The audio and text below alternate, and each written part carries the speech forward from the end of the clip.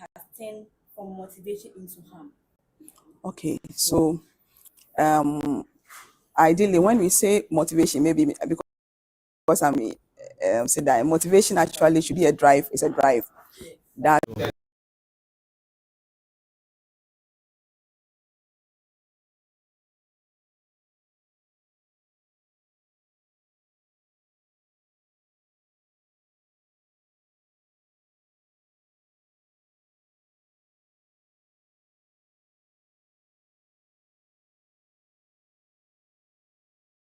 wish to achieve, and you observe that they get a bit withdrawn.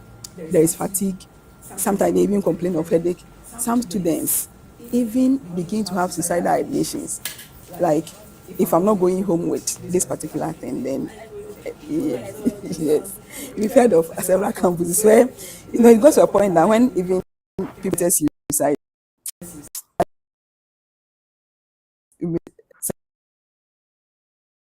maybe they have they are doing that, because when students are not meeting their expectations, it can harm their thoughts, and some of them can have suicidal ideations.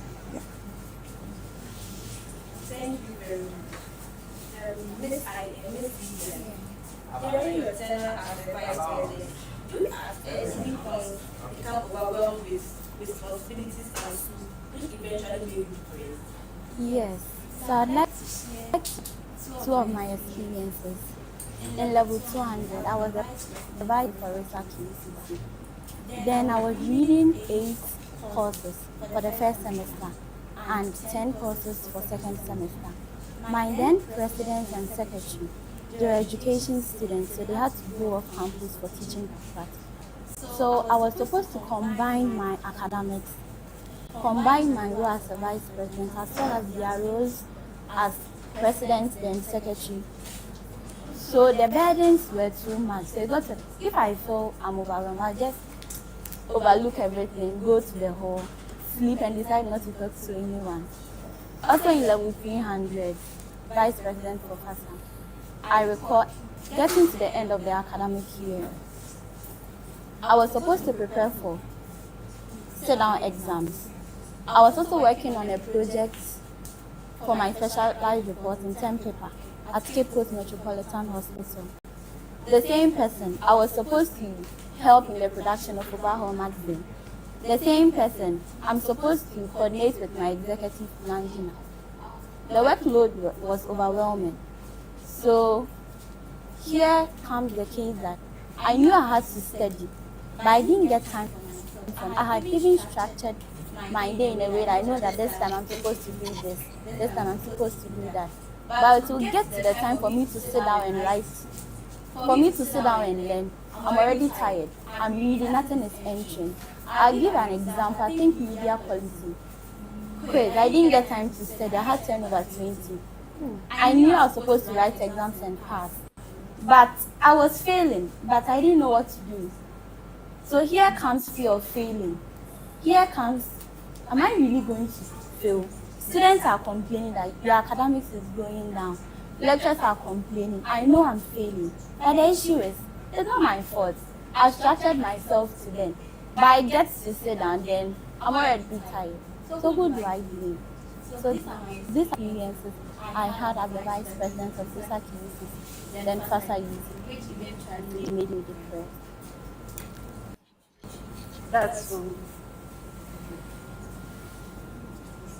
So, Dr. Ivy, please, when it comes to depression, are there a particular group of people who are vulnerable to depression? Yes, some students, because we are in a student community, I'll mention some students more vulnerable than others. I listened to your head of department share his experience with some of the students and depressed moments sometimes. International students, our foreign students, are quite vulnerable to depression because they've come to new environment. Sometimes, there's some of the environmental and social cultural issues we take for granted, like language. When you don't get to speak your language, there is something that you do miss. And yes, so they actually tend to meet a lot of diversity, which they need to learn to adapt. And so international students usually, if care is not taken, they can easily burn out interest. And our level hundreds who are just so you can imagine like the level 100 students who resources, so you put the two together and do your mathematics. Yeah, so 1100 students, yeah, because for the kind of students is a number of them are very, very young, straight from SS come to the university, and with this new environment they have to plan on how to even manage their own finances, because I mean, they don't know whether to spend the whole thing within 1 week or how do they even spread it. And timetables when we even start the semester for them to navigate which one is their lecture halls and the rest, it actually poses a lot of stress on the students and stress. Also put extra burden. And sometimes the stigma, in our culture, not just seek help from people anyhow. Even when a woman needs help, they find it difficult to communicate to the opposite sex. All those tend to put people in depression than others. And another, I've been having interaction with my colleagues in the department who have been handling students with depression. And one of the groups that they usually mention is students from, maybe from our culture, I would say, excuse me to say, those from low socioeconomic backgrounds. Yes. I hope I think that's the most refined with it. Yes. Some students do not even get enough and able to meet their needs on campus. So people are buying handouts, they are selling books, they need to be able to find hostels to stay, but they are not able to get the finances to meet all those needs. Over time, those students tend to get depressed. Yeah, so usually students from low socioeconomic background are at risk of depression than the others. Then maybe one final group that it's not an acceptable group. Most of these marginalized, unacceptable in quote groups, LGBT people and those ones, we frown upon such, but some people have taken it as their identity. But we are in Ghana. Yes, and so we don't accept it. Can't be accepted like yes, we don't accept it. So if you take that to be who you are, then obviously in our system you get depressed because nobody would want you. So that regard alone will put you at risk of depression. Yeah. But can you also say that, like, for example, you mentioned the socioeconomic situations of some students. Yes. So maybe that student comes, sees friends with all this maybe luxury and stuff, and would want to also be like them. Yeah. Can also that one also cause depression? Yes, if you maybe that pressure to also be like some people. Yes, it's one of the cases my friends said they have dealt with in recent times, where students are living lifestyles they can't finance. Yes, so you see them throwing parties, they can go borrow money from people and then waste it at the beaches and those places. So yeah, sometimes our own lifestyle puts us at risk of depression. If you try to live beyond what you can afford, then obviously you are putting yourself at risk. Miss Lydia, you gave your story or your account. So I want to ask that when it happened like that, did you hide it from your family or from your friends? Oh, okay. Living on the normal day, I like to keep things to myself. So I didn't inform anyone. And also being a leader, I felt that am I supposed to let people know that a leader is even struggling? So I kept it to myself. But it got to a time friends around me, relatives got to know that I was going through a lot. So they came to me, spoke to me, then I opened up. Thank you very much. So Dr. Heighten, how can the family and the community support students or individuals with depression? Okay, so the family's role, our immediate families, they are supposed to support us. I've mentioned that the socioeconomic background, sometimes not necessarily, because some families don't really make efforts to find out what is happening on campus so that they can support the students enough. So there are some students that they can be here for 4 years, no one visits them. Oh, wow. Yes, no one visits them. The only time that they get to see their parents is when they are going home, not parents or family visiting them on campus. Yeah. And so if families encourage their people to keep healthy lifestyle, visit, check on them, they will help students reduce their vulnerability to depression. And also families not being judgmental. Sometimes a number of depression issues may be coming from relationships and the rest, and because of our cultural definition on who qualifies to be in a relationship, especially with regards to age and the rest, I'm just wondering if a first year student who is 19 years tells the parents that my boyfriend has done this, quickly the first thing is not to even look at what the individual may be going through at the point. Pick a religious quote from that, and the Bible says you shouldn't do this. Yeah.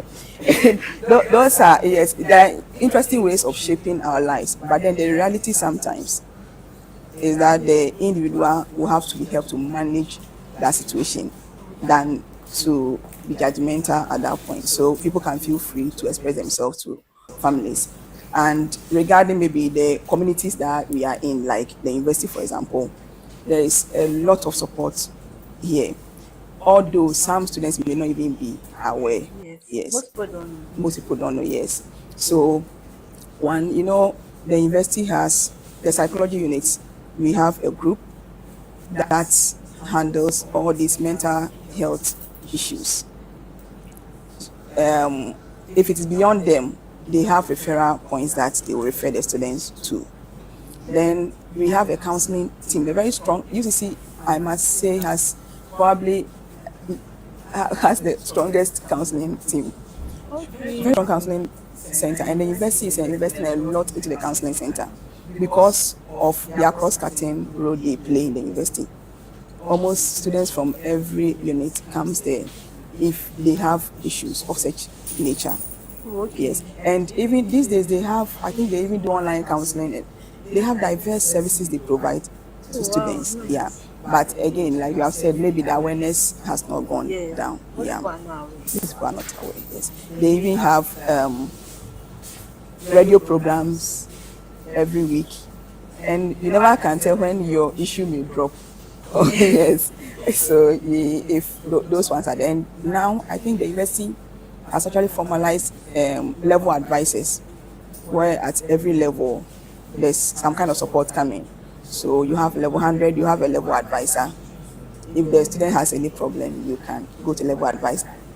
Beyond them, you know where to refer you, and then it goes through that process. So there is a lot of this, although students have not really explored them. Yeah. I'm sure the awareness should be there, so that most people don't really know that there are all these things available for them. Yes, in fact, I'm picking notes from the conversation here, and because I am in that faculty, I will draw the attention to it. Thank you very much. We agree. So, Dr. Ivy, what would you say are some of the common misconceptions about depression among students that most people must understand? Okay, so for most people, depression usually stems from relationships. Yes. So if it's not relationship, you are safe, but that is not the case. I've mentioned workload can even put you at danger of depression. Yes. And a number of people also assume that depression is a female thing. Yeah. Yes. So because our culture, the way even our songs, I can imagine if a man tells you he's depressed, sometimes the way we look at it, the man should be strong. Yes. But they go through that. Depression out there. So, like I mentioned earlier, the clinical picture is that more men are and men to get depressed. I think the percentage got much. And so those people, that's another misconception out there. And because we mention finances, sometimes people feel that once you are financially okay, you may not be depressed. You are settled. Yes. Why are you? But there are other factors that can cause people to be depressed. And again, maybe because we are in a university and a number of us are 18 plus, probably this misconception may not be running through here, but some people feel that depression is more prevalent among adults than children and adolescents. But I've mentioned here that yes, our age, 18, 15, university students, we are also at risk of depression depending on the environment and the demands of the environment. So all these are some of the misconceptions we hold. In fact, a number of you are also not even aware that depression may run through families. It runs through families. Yes. So sometimes it's good that we get to know our history. What are some of the people who are some of the people who have been affected, the people who are, the way they have lived their lives. Yes, it can give us an idea whether we are more likely to be depressed or not, because depression runs in families. That's something. Yes. Because leadership is collaborative. It's not one man work. And also, to be a great leader has nothing to do with doing or being perfect. Being a great leader means you identify your weakness, you work on it, take breaks, then you can be fully packaged to help students' body. Because you can't say because you're a leader you will do everything. Bear in mind, if you break down and you can't support the students you want to support, so get breaks. Prioritize your mental health so that you can really give the support the students need. Just say they should also ask for help. When you are suffering, you should not be shy. When you are depressed, you should go to a counselor, talk to somebody. Yes, they shouldn't be shy. Don't consider the judgment people raise on you that you are a leader, you are supposed to be strong, you are supposed to be tough. Open up to people. Go to the right people to seek for help before it's too late. Thank you very much.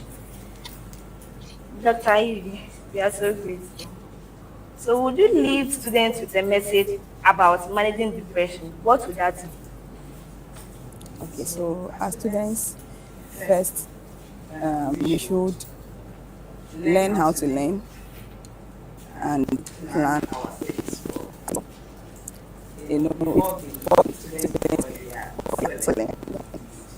Sometimes we don't know how to schedule or prioritize our activities on campus. So we wait. The semester has just started. We've done, I think, we are in the 4th week. We've attended a number of lectures, but some students may not even go over the notes they have been given so far.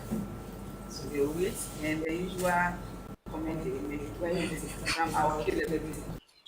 Lamla. Like that. You'll be overwhelmed, and if care is not taken, you'll get criticized. So let's distribute our learning in education. We talk about distributed learning. That as teachers, we are distributing our teaching. We don't encourage ourselves that we also wait, we plan, we are not teaching, we are not teaching. Then we go and teach to all together what we should have taught in week 1, 2, and we don't do that. So we expect you to also distribute your learning. Yeah, that's the student. Yes. And also let's build networks, study groups, build you have clubs here. You are aiming for communication studies. I know you have some clubs. Yes. So we encourage ourselves to join such clubs because you will find a friend there, so that if you have any problem or a challenge, you can share with that friend and they can also be of support to you. And there is one observation I have made in my department. Sometimes when you find it difficult approaching lecturers, you can take a lecturer as your mentor. And that's straight to you. Yes, our doors are always open. So you approach a lecturer. Last week, a student told me that he wants to do very well. And it's the final year. The GPA is already damaged. It's one leg is limping. Yes, but so he said he found it quite difficult approaching lecturers when they came. Yes, but then let's approach our like make friends with them, pick a mentor, especially for first generation students. If I say first generation, I mean students in your family. You may be the first person coming to the university. So you may not necessarily have a direct mentor even at the level. So when you come here, you can pick a lecturer mentor and the person can help you navigate the environment. And more importantly, we have to use the support systems I have mentioned.